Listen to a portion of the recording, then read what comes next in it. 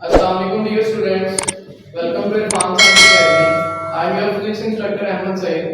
बेटे हमने 10th class physics को शुरू किया था और उसका हमने फर्स्ट टॉपिक एसएचएम पढ़ लिया था।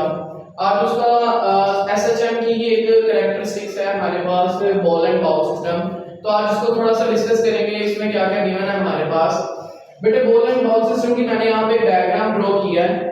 ये मेरे पास एक बाउल है जिसके अंदर हमने बॉल को प्लेस किया हुआ है और हम इस बॉल की मोशन को डिस्कस करेंगे कि क्या इसकी मोशन सिंपल हार्मोनिक मोशन को ओबे करती है या नहीं करती। बेटे उसके लिए हमें सबसे पहले सिंपल हार्मोनिक मोशन का पता होना चाहिए।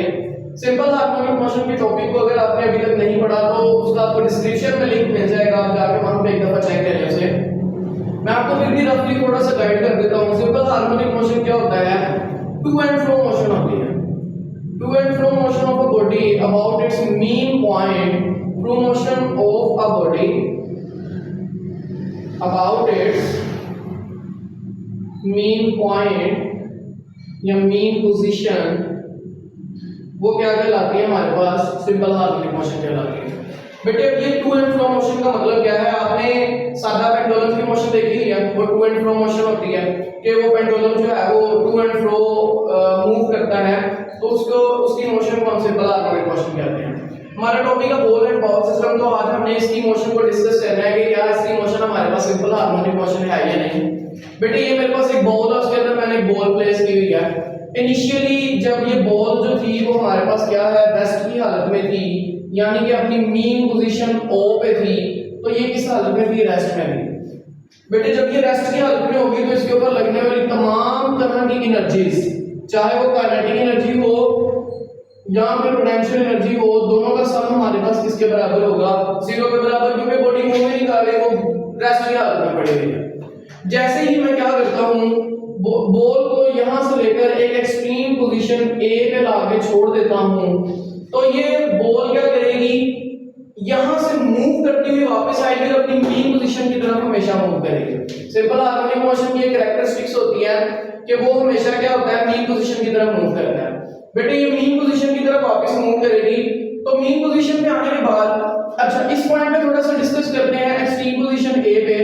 बेटे ए पे इसकी जो काइनेटिक एनर्जी होगी ना, काइनेटिक एनर्जी किसी भी बॉडी में मोशन की वजह से आती है। तो जब मैंने इसको यहां से मूव करवाना शुरू किया, जैसे जैसे मैं इसको ऊपर की तरफ मूव करवा रहा हूं, वैसे वैसे इसकी काइनेटिक एनर्जी क्या होती जा रही है।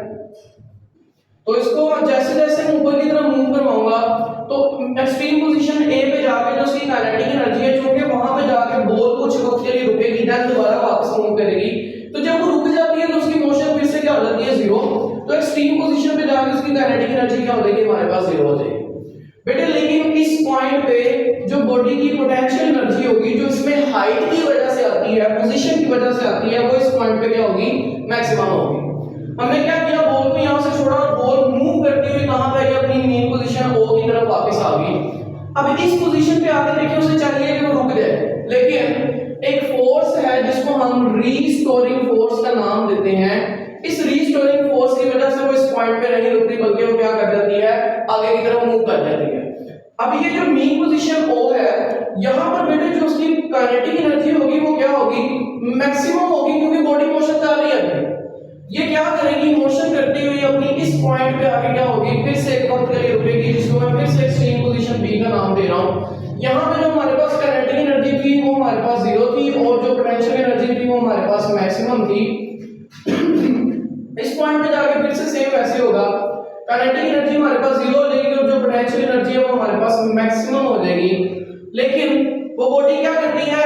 काइनेटिक एनर्जी जो है ओ पोजीशन पे जाके जब मैक्सिमम होगी, वहां पे जाके उसकी पोटेंशियल एनर्जी जीरो हो जाएगी। बेटे बॉडी तब तक टू एंड फ्रो मोशन करती रहेगी जब तक सारी की सारी उसकी एनर्जी जो है वो यूज नहीं हो जाती, सारी की सारी काइनेटिक एनर्जी उसकी यूज नहीं हो जाती। तो ये जो बॉडी की मोशन है, टू एंड फ्रो मोशन है, जो आगे और पीछे की तरफ जो इसकी मोशन है वो फुलफिल करती है कंडीशन को। वो कंडीशन कौन सी है?